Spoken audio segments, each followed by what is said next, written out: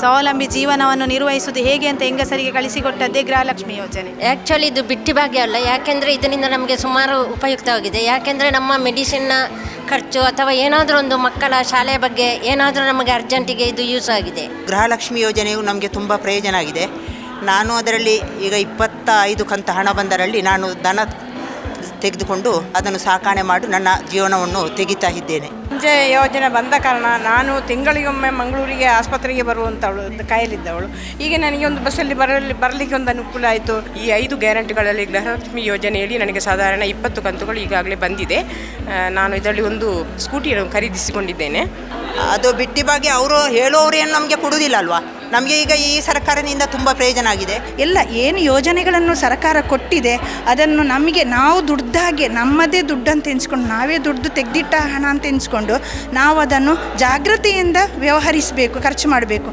ಏನೋ ಯಾರೋ ಕೊಟ್ರಂತೇಳಿ ಸುಮ್ಮನೆ ಯಾರದ್ದೋ ದುಡ್ಡೆಲ್ಲಪ್ಪನ ಜಾತ್ರೆ ಅಂತ ಮಾಡಬಾರ್ದು. ಅದರಲ್ಲಿ ನಮಗೆ ತುಂಬ ಇದು ಜವಾಬ್ದಾರಿ ಬೇಕು. 2000ದಿಂದ ಅವಳು ಏನು ದೊಡ್ಡ ಉದ್ಧಾರ ಆಗಲಿಕ್ಕಿಲ್ಲ, ಆದರೆ ಅವಳ ಬದುಕನ್ನು ಕಟ್ಟಿಕೊಳ್ಳಿಕ್ಕೆ ಒಂದು ಯೋಜನೆ ಅಂತ ಹೇಳ್ಬೋದು.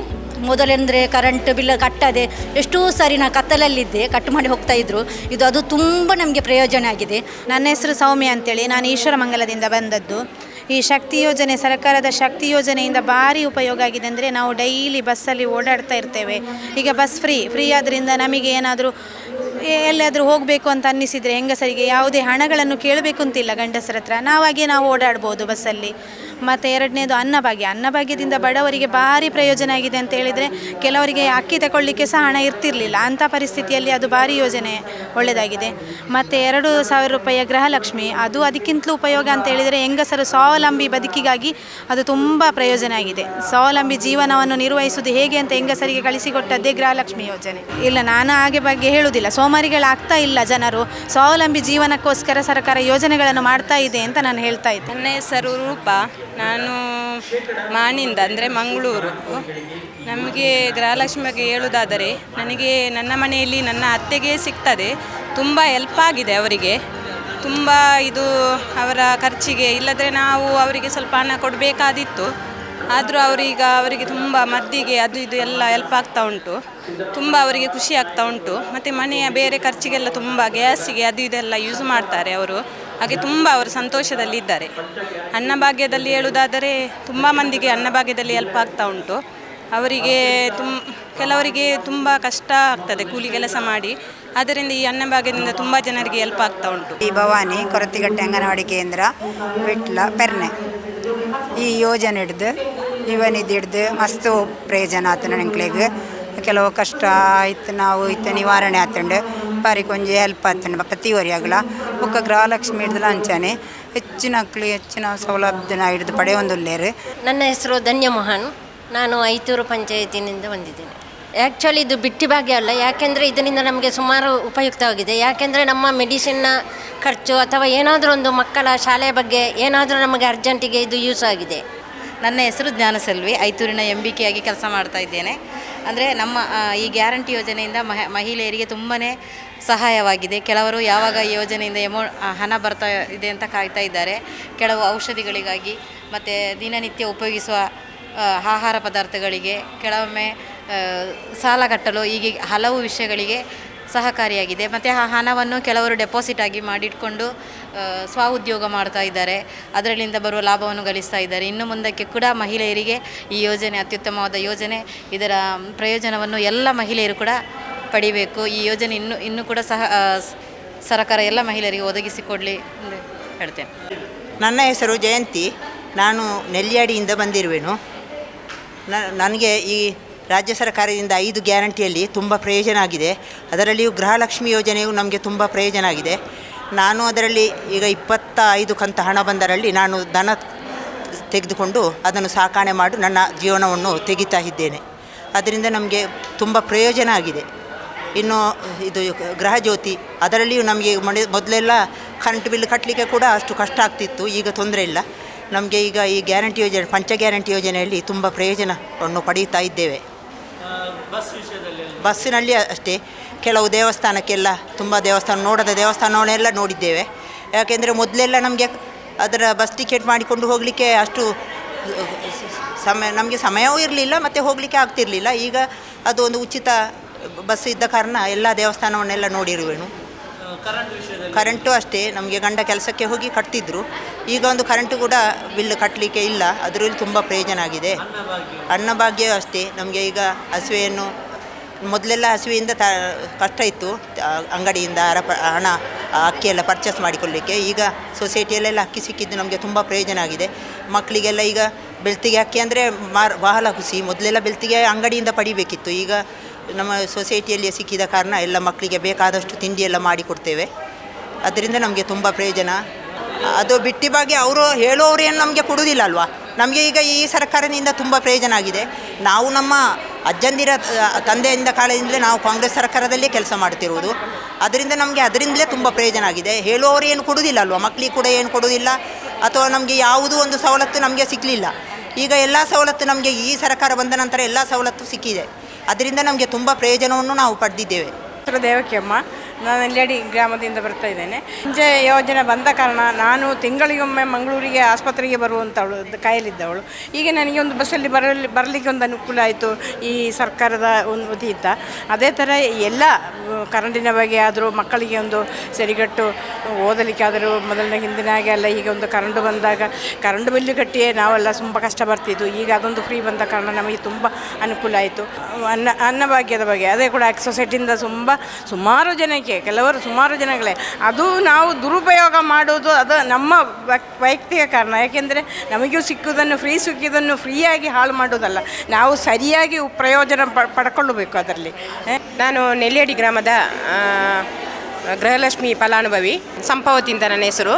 ರಾಜ್ಯ ಸರ್ಕಾರದ 5 ಗ್ಯಾರಂಟಿ ಯೋಜನೆಗಳಲ್ಲಿ ಬಹಳ ಮುಖ್ಯವಾದ ಯೋಜನೆ ಗೃಹಲಕ್ಷ್ಮಿ ಯೋಜನೆ.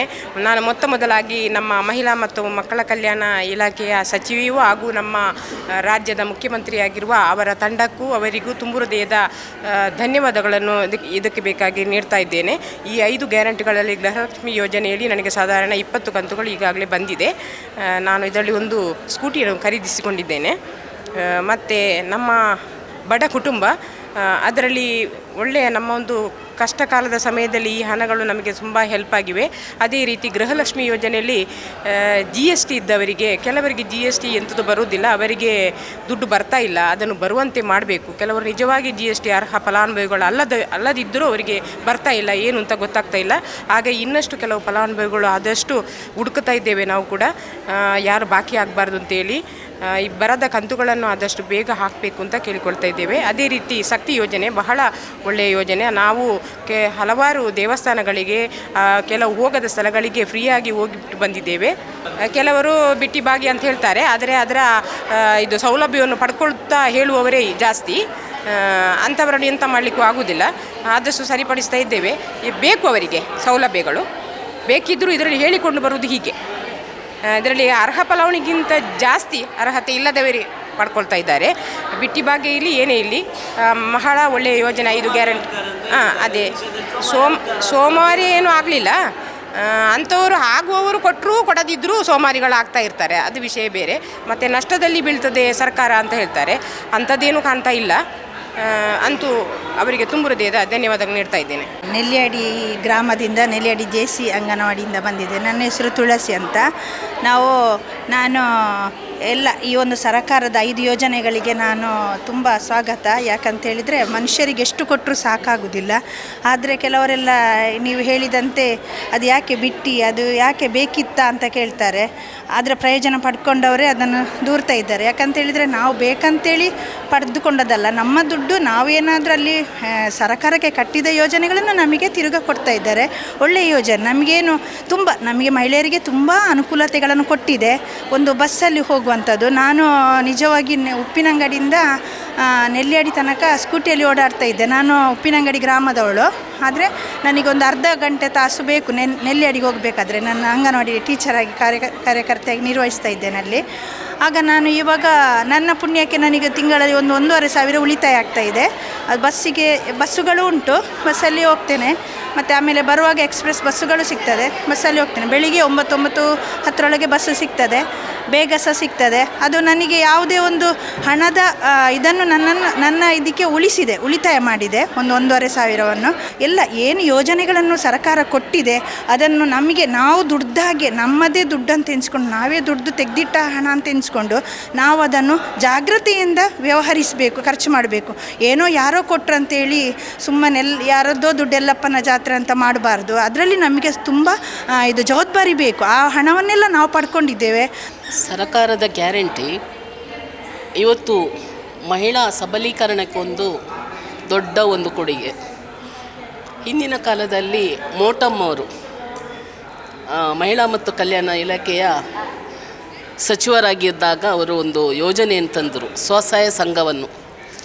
ಸ್ವಸಹಾಯ ಸಂಘದಿಂದ ಮಹಿಳೆಯರೆಲ್ಲರೂ ಹಣವನ್ನು ಸ್ವಲ್ಪ ಸ್ವಲ್ಪ ಕೂಡಿಸಿ ಆವಾಗ ಸಬಲೀಕರಣರಾಗಿದ್ದರು. ಆದರೆ ಇವತ್ತು ಸರ್ಕಾರ ಏನು ಮಾಡಿತ್ತು, ಮಹಿಳೆಯರನ್ನು ಒಂದು ಸಬಲೀಕರಣ ಅಂದರೆ ಅವರನ್ನು ಗಟ್ಟಿಗೊಳಿಸಬೇಕು. ಅವರು ಯಾವ ರೀತಿಯಲ್ಲಿ ಮನೆ ಮತ್ತು ಹೊರಗೆ ಹೇಗೆ ದುಡಿತಾರೆ ಅವರನ್ನು ಒಂದು ರೀತಿಯಲ್ಲಿ ಒಳ್ಳೆಯ ಒಂದು ಉನ್ನತ ಸ್ಥಾನದಲ್ಲಿ ಕಳಿಸ್ಬೇಕು ಅವರನ್ನಂತ ಹೇಳಿ ಈ ಒಂದು 5 ಗ್ಯಾರಂಟಿಯನ್ನು ಕೊಟ್ಟರು. 2,000 ಇವತ್ತು 2,000 ಅಂತ ಹೇಳಿದರೆ ಬರೀ 2, ಅದಕ್ಕೆ 3 ಅಂತ ಹೇಳಿದರೆ ಆಗಲಿಕ್ಕಿಲ್ಲ. ಇವತ್ತು 3 ಇವತ್ತು ಅವರಿಗೆ ಇವತ್ತು ಕೋಟಿ, ಪ್ರತಿಯೊಬ್ಬ ಮಹಿಳೆಗೆ ಕೂಡ 1 ಕೋಟಿ ಕೊಟ್ಟ ಹಾಗೆ. 2,000 ಒಂದು ಮಹಿಳೆಯ ಕೈಗೆ ಸಿಕ್ಕಿದ ನಂತರ ಅವರು ಇವತ್ತು ಮನೆ ನಡೆಸುವ ಜೊತೆಯಲ್ಲಿ ಯಾರ ಕೈಯಲ್ಲಿ ಕೂಡ ಕೈ ಚಾಚದೆ ತನ್ನ ಕುಟುಂಬವನ್ನು ಸಲಹುವಂಥ ಒಂದು ದಿಟ್ಟ ಮಹಿಳೆಯಾಗಿ ಇವತ್ತು ಸಮಾಜದಲ್ಲಿ ಬೆಳೀತಾ ಇದ್ದಾರೆ.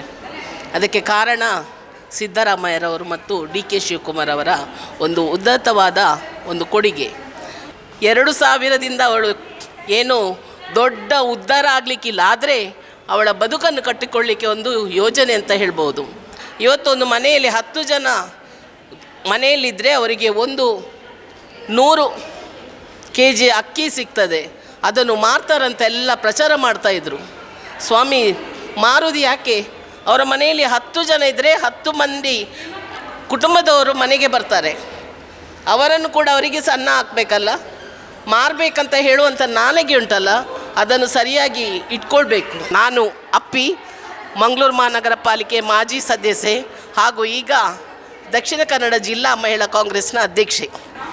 ಎಂಕೆ ಖಂಡನ ತೀರ್ತನ ಎಲ್ಲಿ ಜೋಕುಲು ಕಲ್ಪ ಜೋಕುಲು ದುಡ್ಡು ಬೆನ್ಪುಣಲ್ಲಿ ಎಲ್ಲ ಇದ್ದೀರಿ 2,000 ತೀಕೊಂಡು ಎಂಕ ಭಾರಿ ಅಲ್ಪ ಉಪಕಾರ ಆತನ ಎಂಕ ಅಲ್ಲ ಬೆಂದು ದಾನ ಕಷ್ಟ ಜೀವನ ಎತ್ತೊಂದಿಲ್ಲ.